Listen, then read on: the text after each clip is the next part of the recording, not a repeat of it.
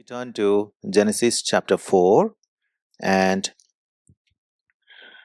Genesis chapter 4 and verses 1 to 7. पैदाइश की किताब बाब नंबर 4 और आयतें 1 से लेकर 7 तक बारी बारी से हम पढ़ेंगे. Shall we read alternatively? Genesis chapter 4 verses 1 to 7 shall we read alternatively? और आदाम अपनी बीवी हव्वा के पास गया और वो हामिला हुई और उसके काइन पैदा हुआ.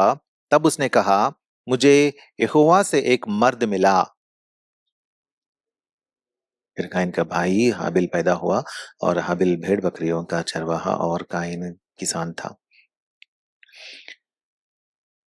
चंद रोज के बाद यूं हुआ कि काइन अपने खेत के फल का हदिया यहोवा के वास्ते लाया और हाबिल भी अपनी भेड़ बकरियों के कुछ पहलौठे बच्चों का और कुछ उनकी चर्बी का हदिया लाया और यहोवा ने हाबिल को और उसके हदिये को मंजूर किया. पर काइन को और उसके हदिये को मंजूर ना किया, इसलिए काइन निहायत गजबनाक हुआ और उसका मुंह बिगड़ा. और यहोवा ने काइन से कहा, तू क्यों गजबनाक हुआ और तेरा मुंह क्यों बिगड़ा हुआ है? अगर तू भला करे तो क्या तू मकबूल ना होगा, और अगर तू भला ना करे तो गुनाह दरवाजे पर दुबका बैठा है और तेरा मुश्ताक है, पर तू उस पर गालिब आ. Shall we pray? ऐ हमारे प्यारे खुदावंद, आपके कलाम का मुताला करने वाले हैं. आपकी रहमत कसरत से हम पर चाहते हैं कि आपके कलाम का मुताला हम सही ढंग से कर पाएं और आपके कलाम को हमारे दिलों में महफूज रखकर कलाम के मुताबिक आपकी इबादत कर पाएं. मुझे भी यीशुआ के खून में धो के नेको पाक बनाकर, मुझे भी आपके हाथों के पीछे छिपाकर आपके तख्त पर से आप ही आपका कलाम हम तक पहुंचाएं. यीशुआ के पाक नाम से मांगते हैं, आमीन. अजीजों, हम यहाँ पढ़ते हैं काइन और हाबिल के बारे में. काइन और हाबिल कौन है? काइन और हाबिल हैं आदाम और हव्वा के दो लड़के, दो बेटे. और इनकी जिंदगी में हम देखते हैं कि इन दोनों को खुदा के पास आकर खुदा की परस्तिश करते हुए, खुदा की वर्शिप करते हुए, उसके पास आकर खुदा के पास हदिया चढ़ाना या कुर्बानी चढ़ाना उनको सिखाया गया है. लेकिन ये दोनों क्या करते हैं? एक दिन आते हैं. देखिए आयत नंबर 3 वर्स 3. चंद रोज के बाद यूं हुआ कि काइन अपने खेत से फल का हदिया यहोवा के वास्ते लाया. वो लोग आते हैं खुदा के सामने, दोनों आते हैं. एक लाता है, क्या लाता है? खुदावंद के लिए अपने खेत के फल का हदिया. और दूसरा जो हाबिल है वो लाता है वर्स 4, और हाबिल भी अपनी भेड़ बकरियों के कुछ पहलौठे बच्चों का और कुछ उनकी चर्बी का हदिया लाया. हाँ, दूसरा क्या लाता है? अपने भेड़ बकरियों के कुछ पहलौठे बच्चों का. ये हाबिल जो है वो ध्यान रखता है कि वो खुदा के पास क्या लाता है. वो अपने भेड़ बकरियों को नहीं लाता, ना ना ना, ऐसा नहीं करता. अपने भेड़ बकरियों का कुछ पहलौठे बच्चों को लाता है. पहलौठों को वो चुनता है और चुन के खास करके वो ध्यान देकर खुदा के वास्ते जो बेहतरीन है वो चुन चुन कर लाता है. और खुदा उसके दिल को देखता है. और क्या लिखा हुआ है वर्स 4, और यहोवा ने हाबिल को और उसके हदिये को मंजूर किया. अजीजों, जब हम दुआ करते हैं तो हम कहते हैं ना, ए खुदा, इस दुआ को सुनकर आप कबूल फरमाए या मंजूर फरमाए करके बोलते हैं. याद रखना चाहिए हमको कि जो भी हम बड़बड़ाएंगे दुआ में, whatever we prate and utter and pray, God will not accept. खुदा मंजूर नहीं करता, मकबूल नहीं ठहराता. आजकल दुनिया में बहुत सारे लोग ऐसे हैं कि दुनिया में अपनी मर्जी की जिंदगी जीते हैं, अपनी मर्जी से वो लोग जीते हैं, अपने को नापाक बना लेते हैं दुनिया की चीजों से और खुदा के घर में आकर इबादत करते हैं. अजीजों, खुदा उसे कबूल नहीं ठहराता, खुदा उसे मंजूर नहीं करता। याद रखें, खुदा के लोग दुनिया से अलग रहते हैं, उनको दुनिया से अलग रहना है। खास लोग होते हैं खुदा के लोग, चुने चुनिंदे लोग होते हैं, खास मिल्कियत होते हैं। मतलब they are the special chosen generation of people from this world. From this world God has specially chosen them. वो लोग नापाक चीजों में मुब्तला नहीं रहते। They don't enjoy or they don't engross in the things which are unholy. आजकल यीशुई दुनिया में, इन द क्रिश्चियन वर्ल्ड, दुनिया में लोग कैसे बन गए पता है? दुनिया में लोग, यीशुई दुनिया के लोग, क्रिश्चियंस जो कहलाते हैं, वो गुनाह में जीते हैं, गुनाह में, और आकर खुदा की इबादत करते हैं, जोर शोर से खुदा की इबादत करते हैं। अजीजों, वो बहुत दिलसोज बात होती है कि जब इस तरह की जिंदगियां लोग जीते हैं जो अपने आप को क्रिश्चियन कहलाते हैं। यहाँ वही देखते हैं कि एक इंसान है, दो भी, ये दो लड़के भी आदाम के ही लड़के हैं, बच्चे हैं, लेकिन इन दोनों में कितना फर्क खुदा ने देखा, हम वो देख रहे हैं। खुदा ने क्या देखा? एक इंसान को दोनों हदिया लाए, दोनों ऑफरिंग लाए, दोनों खुदा के पास आकर चढ़ाई करे, खुदा के पास नजराना चढ़ाए और खुदा की इबादत करने लगे। लेकिन उनके दिल में क्या है, खुदा जानता है। एक के दिल में नापाकी है, एक के दिल में पाकीज़गी है, एक के दिल में खुदा का डर नहीं है, एक के दिल में खुदा का डर है, एक के दिल में गुनाह है, कुछ नहीं होता करके ऐसा अपनी मर्जी के मुताबिक जीने वाली जिंदगी है। लेकिन एक के अंदर खुदा का डर है। खुदा के पास जब मैं जाऊंगा, खुदा की हुजूर में जब मैं जाऊंगा तो मुझे वहां एक्सेप्टेबल रहना, मकबूल ठहराया जाना, मुझे कबूल करना करके एक के अंदर डर है, खौफ है, और बहुत एहतियात से वो खुदा के सामने जीता है। वो कौन है? हाबिल है। तो काइन जो है, खुदा ने क्या किया? जो हदिया उसने लाया, खुदा उसे टुकरा दिया। हेबेल जो है, जो कुछ उसने लाया, क्योंकि वो क्या किया था?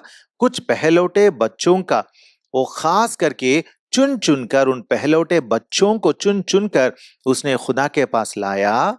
इसीलिए खुदा ने उसके दिल को देखा और उसे क्या किया? उसे मंजूर किया, मंजूर किया। अजीजों, हमारी जिंदगी आज खुदा के सामने कैसी है? मंजूर जिंदगी है या नामंजूर जिंदगी है? खुदा हमें देखकर हमें मंजूर फरमाएगा, मकबूल ठहराएगा, या नामंजूर या नामकबूल ठहराएगा? हम पर गौर फरमाएं। हम जरा आगे बढ़ेंगे और 1 सैमुएल चैप्टर 16 वर्स 7 देखेंगे। 1 Samuel chapter 16 and verse 7। 1 Samuel chapter 16 और वर्स 7। पर यहोवा ने समूएल से कहा, तू उसके चेहरे और उसके कद की बुलंदी को ना देख, इसलिए कि मैंने उसे नापसंद किया है। क्योंकि यहोवा इंसान की मानिंद नजर नहीं करता, इसलिए कि इंसान जाहिरी सूरत को देखता है, पर यहोवा दिल पर नजर करता है। हमारा खुदा किस तरह का खुदा है? वो सीधा दिल पर नजर करता है। यहाँ पे सब के सब जो बच्चे हैं, जो लड़के हैं, ये यशाई के बच्चे हैं, दावीद के भाई लोग हैं, सब के सब तकरीबन 7 लोग हैं। और इनमें क्या हुआ? खुदा देखता है और उन सबों में सिर्फ दावीद का ही दिल उसके सामने मंजूर किया गया है, मकबूल ठहरा है। इसीलिए खुदा कहता है, देखो, पर यहोवा ने समूएल से कहा, तू उसके चेहरे और उसके कद की बुलंदी को ना देख, बाहरी इंसान को ना देख, इसलिए कि मैं उसे नापसंद किया है। बहुतेरों की जिंदगियां आज खुदा की नजरों निगाह में नापसंदी की जिंदगियां हैं। नापसंदी, खुदा उससे पसंद ही नहीं करता। इंसान क्या सोचता है, मैं बाइबल पकड़ता हूँ, चर्च को दौड़ता हूँ, चर्च को जाता हूँ, वहां पे कुछ बुड़बुड़ करके इबादत करता हूँ और आ जाता हूँ खुश। लेकिन वो खुदा क्या करता है, इंसान के दिल को देखता है, उसके दिल के अंदर झांक कर देखता है और क्या करता है, उसे नापसंद कह देता है। हम अपने आप को धोखा ना दें। जब हम खुदा के पास इबादत करने के लिए, वर्शिप करने के लिए आते हैं, तो यहाँ आकर खुदा के सामने कुछ हिपोक्रेसी, जो हमें रियाकारी बोलते हैं ना, हिपोक्रेसी से हम पेश ना आए। इंसान के सामने हम बहुत मंजूर या मकबूल ठहर सकते हैं, लेकिन खुदा कहता है, मैं तेरे दिल को देख रहा हूं, तू मुझे नापसंद है, मुझे नापसंद है। अजीजों, कितना डरना चाहिए हमें खुदा के पास जब हम आते हैं, कितना डरना चाहिए। आजकल इंसान के दिल में, क्रिश्चियंस के दिल में खुदा का वो डर गायब हो रहा है, खुदा का वो डर गायब हो रहा है। बहुत चंद लोग हैं, बहुत कम लोग हैं जो खुदा के सामने पसंदीदा जिंदगियां बिताते हैं। मैं यहां मेरे बारे में बात नहीं कर रहा हूं, मैं भी कितने बार गिरता हूं, मैं जानता हूं। हम सब ऐसे हैं। लेकिन जब खुदा के पास आते हैं, तो हम हमारी जिंदगियों को हमें परखना चाहिए और हमें अपने आप को आजिजी से, मतलब हम्बल करके, आजिज बनाकर, हम्बल बनाकर खुदा के पास आना चाहिए। इसीलिए खुदा यहाँ कहता है, क्या कहता है, देखिए, Proverbs chapter 21 verse 27। Proverbs 21 verse 27, शरीर की कुर्बानी नफरत अंगेज है, खुसूसन जब वो बदनीयती से लाता है। क्या लिखा हुआ है, शरीर की कुर्बानी नफरत अंगेज है। शरीर मतलब जो बदी में जीता है, जो गंदी जिंदगी जीता है, उसकी कुर्बानी कैसी है, वो भी आता है चर्च में, है ना, कुर्बानी चढ़ाने के लिए आता है, वर्शिप करने के लिए आता है। लेकिन उसकी कुर्बानी कैसी है, खुदा क्या कहता है, नफरत अंगेज है, मुझे नफरत है उस तरह की इबादत से, मुझे नफरत है करके खुदा कहता है। अजीजों, कितनी बातें हम खुदा के कलाम में से देख रहे हैं, नापसंद, नामंजूर, नफरत अंगेज। खुदा इंसान के दिल को देखता है। अजीजों, हमारी जिंदगियां कैसी हैं? क्या हम खुदा के पास आकर उसकी इबादत करने के लिए लायक जिंदगियां, उसकी पसंदीदा जिंदगी और उसके सामने मकबूल जिंदगी, उसके सामने मंजूर जिंदगी हम जी रहे हैं या नहीं, हम देखेंगे। खुदा ने हमारे लिए क्या कुछ नहीं किया। खुदा ने हमारे लिए, हमें गुनाहों से बचाने के लिए उसने अपने इकलौते बेटे को हमारे वास्ते दुनिया में भेजा। हम जब मर मिट कर दोजक को जाकर हमेशा आग में चले जाने वाले थे, तो खुदा ने हमें बचाने के लिए अपने इकलौते बेटे यीशुआ को भेजकर हमें आग से बाहर निकाला, दोजख से बाहर निकाला और अपने करीब खींचकर, मेरे साथ तू जी बेटा, तू मेरे साथ जी बेटी करके हमें उसके पास, उसके करीब खींच के लाया। लेकिन हम कैसे हैं? हमारा दिल खुदा के सामने कैसा है? हम फरेब से, धोखे से, मक्कारी से, गुनाह से, खता से आकर खुदा की इबादत अगर करना चाहेंगे, तो वो नामकबूल होगा, नामंजूर होगा, खुदा के सामने नफरत अंगेज होगा, वो होगी वो इबादत। इसीलिए अजीजों, हम जब खुदा के पास आएंगे, हम जब खुदा को याद करेंगे कि खुदा ने जो कुछ हमारे वास्ते किया, खुदावंद यीशुआ में जो कुछ किया, जब हम उसे याद करेंगे, तो तहे दिल से जब हम उसकी इबादत करने लगेंगे, तो हमारी जिंदगियां पाक साफ करेंगे। देखें, मत्ती की खुशखबरी चैप्टर 5, मत्ती की खुशखबरी, मैथ्यूज गॉस्पेल चैप्टर 5 वर्स 23, मत्ती की खुशखबरी चैप्टर 5 और आयत नंबर 23 और 24, 23 एंड 24। बस अगर तू कुर्बानगाह पर अपनी नजर गुजरानता हो और वहां तुझे याद आए कि मेरे भाई को मुझसे कुछ शिकायत है, तो वहीं कुर्बानगाह के आगे अपनी नजर छोड़ दे और जाकर पहले अपने भाई से मिलाप कर तब आकर अपनी नजर गुजरान। अजीजों, खुदा कहता है, अगर आपका दिल आप पर कुछ इल्जाम लगाता है कि आप खुदा के सामने नामंजूर हैं, नामकबूल हैं, नफरत अंगेज हैं और नापसंद हैं, तो हमें क्या करना चाहिए? खुदा के सामने जाना चाहिए और उस इंसान के पास भी जाना चाहिए जिसके हक में हमने गुनाह किया है या जिसके हक में हमने खता की है। और हमें क्या करना चाहिए? मेल मिलाप करना चाहिए और उसके बाद आकर अपनी नजर गुजराना चाहिए। अजीजों, हम कैसे हैं? हम इबादत करने के लिए आए हैं, खुदा को शुक्रिया अदा करने के लिए आए हैं, लेकिन हम कैसे हैं? यहाँ और एक बात हम पढ़ेंगे, पैदाइश की किताब जेनेसिस चैप्टर 4 एंड वर्स 7। अगर तू भला करे तो क्या तू मकबूल ना होगा? खुदा कहता है, काइन से कहता है, काइन क्या करता है? अपने भाई हाबेल का कत्ल कर देता है। तब खुदा हेबेल के कत्ल के बाद काइन जो कातिल है उससे कहता है, अगर तू भला करे तो क्या तू मकबूल ना होगा? खुदा के सामने काइन जो है नामकबूल चेहरा, आदम का बेटा होने के बाद भी वो नामकबूल चेहरा। अजीजों, उन दिनों में उन लोगों ने खुदा का जलाल देखा। पहले इस पूरी जमीन या दिस होल अर्थ, सारी कायनात, होल क्रिएशन को वो लोग देखते थे। How glorious it was, they used to see. But still, फिर भी वो लोग खुदा के सामने कैसे थे? नामकबूल थे। क्यों? क्योंकि वो भला नहीं किया था। अगर हमारी जिंदगी में भी अगर हम सच्चे राह में नहीं चलते हैं, भला करते हुए नहीं चलते हैं, तो हम भी खुदा के सामने कसूरवार ठहरते हैं। हमारी इबादत, हमारी बोली, हमारा वर्शिप जो है, खुदा कह रहेगा नामंजूर।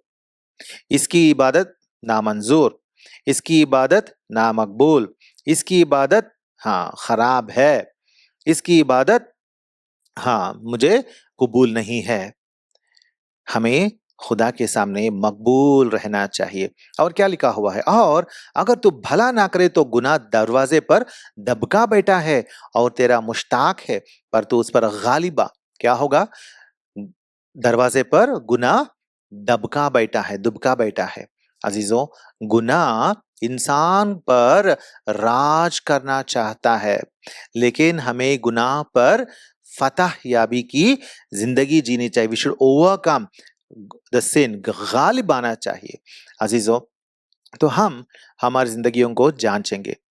जांचना, हमारी जिंदगियों को जांचना, हमारी जिंदगियों को परखना सिर्फ टेबल के वक्त ही नहीं, बल्कि इबादत के वक्त में भी हमारी जिंदगियों को जांचना जरूरी है।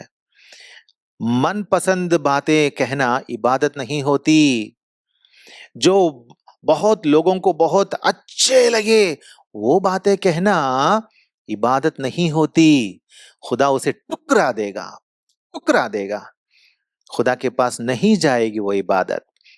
अजीजों, इसीलिए आज हम खुदा के सामने उसके लिए बहुत पसंदीदा और मकबूल और खुदा के सामने जो मंजूर इबादत होती है, उस तरह की इबादत, पाक इबादत, मुकद्दस इबादत हम खुदा के सामने करेंगे। क्यों करेंगे? क्योंकि Ephesians chapter 1 verse 7, Ephesians chapter 1, Ephesians chapter 1 and verse 7। चुनांचे वाजिब है कि मैं तुम सब की बाबत, I am sorry, Ephesians chapter 1 verse 7, Ephesians chapter 1 verse 7। हमको उसमें उसके खून के वसीले से मखलसी यानी कुसूरों की मुआफी उसके उस फजल की दौलत के मुवाफिक हासिल है। हम आज शाम को हमारे खुदा की इबादत क्यों करेंगे? क्योंकि लिखा हुआ है, हमको उसमें उसके खून के वसीले से हमें मखलसी मिली है। खुदा ने हमें इस दुनिया से छुड़ाया है, गुनाह से छुड़ाया है, इस दुनिया से छुड़ाया है। इस दुनिया पे जो खुदा का गजब आने वाला है, उस गजब से खुदा ने हमें छुड़ाया है। यानी कुसूरों की मुआफी, हम सबों के हर कुसूर से, हर कुसूर की मुआफी हमें खुदा ने बख्शी है। उसके उस फजल की दौलत के मुवाफिक हासिल है, फजल की दौलत के मुवाफिक हासिल है। खुदा ने हम पर बड़ा फजल किया है। God had shone great grace upon us, because of that great grace, abundant grace, we are saved by Lord Jesus Christ. इसीलिए खुदा की फजल को, बड़े बड़े फजल को लेकर, उस फजल की दौलत को लेकर हम खुदा की इबादत करेंगे। Second thing, Colossians chapter 1 and Colossians chapter 2 and verse 13. Colossians chapter 2 and verse 13. और और उसने तुम्हें भी, जो अपने कुसूरों और जिस्म की नामख्तूनी के सबब से मुर्दा थे, उसके साथ जिंदा किया और हमारे सब कुसूर मुआफ किए। खुदा ने क्या किया? हमारे सब कुसूर मुआफ किए। और उसने और क्या किया? जब हम मुर्दा थे, हमको खुदावंद यीशुआ के साथ जिंदा किया। जब हम मुर्दा थे तो उसने हमें जिंदा किया। हमें याद रखना चाहिए कि हम जिंदा किए गए लोग हैं। इस दुनिया में तो लोग मर मिट रहे हैं, लेकिन खुदा ने हमें जिंदा किया है। हम जिंदा किए गए लोग हैं। इस दुनिया के लोग समझते हैं कि हम जिंदा लोग हैं, ये जिंदों की दुनिया है। ना ना ना, ये मुर्दों की दुनिया है। इस मुर्दों की दुनिया में से खुदा ने हमें जिंदा किया है और हमेशा की जिंदगी के उस सल्तनत में, खुदा की उस सल्तनत में, उस राज में हमें शामिल किया है, हमेशा की जिंदगी देकर। इसीलिए हम खुदा की इबादत करेंगे। Hebrews chapter 10, one more verse we'll see. Hebrews chapter 10 verse 17. फिर वो ये कहता है, उनके गुनाहों और बेदीनियों को फिर कभी याद ना करूंगा। Hebrews 10:17. उनके गुनाहों और बेदीनियों को फिर कभी याद ना करूंगा। अजीजों, खुदा कहता है कि हमारे गुनाह जो हैं, हमारी बेदीनी जो है, उसे फिर कभी याद ना करेगा। खुदा हमारा कैसा है? एक बार जब हमें मुआफी बख्शी, तो हमेशा के लिए उसने हमें मुआफी बख्शी है और वो कभी याद ना करूंगा करके कहता है। हम कैसे लोग हैं? हम याद करते हैं, उसने ऐसा किया करके याद रखते हैं, लेकिन खुदा कहता है मैं याद नहीं रखूंगा। कुछ लोग ऐसे रहते हैं जो पुरानी गुजरी हुई बातों को याद रखकर उन बातों के मुताबिक आज भी जीते रहते हैं। उनकी जिंदगियों में खुशी नहीं रहती। लेकिन खुदा कहता है, खुदा का मन, उसका रवैया ऐसा नहीं है। खुदा कैसा है? हमारे गुनाहों को, हमारी बेदीनियों को उसने कहा कि मैं फिर कभी याद ना करूंगा। खुदा के सामने हम कैसे हैं? हम पाक लोग हैं। खुदा हमारे गुनाहों को कभी फिर याद नहीं करेगा। हम पाक लोग ठहराए गए हैं, इसीलिए हम खुदा की इबादत करेंगे। हमने 3 रेफरेंस देखे हैं। 4th रेफरेंस हम देखेंगे Romans chapter 4 and versus 6 to 9। Romans chapter 4 versus 6 to 9 मैं पढ़ता हूं। चुनांचे जिस शख्स के लिए खुदा बगैर आमाल के रास्तबाजी महसूब करता है, दावीद भी उसकी मुबारक हाली इस तरह बयान करता है। मुबारक वो हैं जिनकी बदकारियां मुआफ हुई और जिनके गुनाह ढंके गए। मुबारक वो शख्स है जिसके गुनाह यहोवा महसूब ना करेगा। बस क्या ये मुबारकबादी मख्तूनों ही के लिए है या नामख्तूनों के लिए भी? क्योंकि हमारा दावा यह है कि अब्राहम के लिए उसका ईमान रास्तबाजी गिना गया। क्या लिखा हुआ है? मुबारक वो हैं जिनकी बदकारियां मुआफ हुई और जिनके गुनाह ढांके गए। मुबारक वो शख्स है जिसके गुनाह यहोवा महसूब ना करेगा, मतलब हिसाब में नहीं लाएगा। खुदा हमारे गुनाहों को हिसाब में नहीं लाएगा। अजीजों, अगर हम एक इंसान को दिखाकर इसके बारे में बता करके अगर किसी से अगर हम पूछें तो लंबा लिस्ट बता के बनाएंगे लोग, है ना। इसने ये किया वो किया, हिसाब देंगे हर एक काम का हिसाब देते जाएंगे। हम ऐसे लोग हैं, हाँ, है ना, हम ऐसे लोग हैं। एक इंसान के बारे में पूछो, हिसाब देंगे, उसने ऐसा किया ऐसा किया ऐसा किया ऐसा किया, हिसाब देते हैं। लेकिन खुदा हमारे बारे में क्या कहता है? मैं तुम्हारे गुनाहों को हिसाब में नहीं लाऊंगा। कितना अच्छा खुदा है ना, कितना अच्छा खुदा है ना।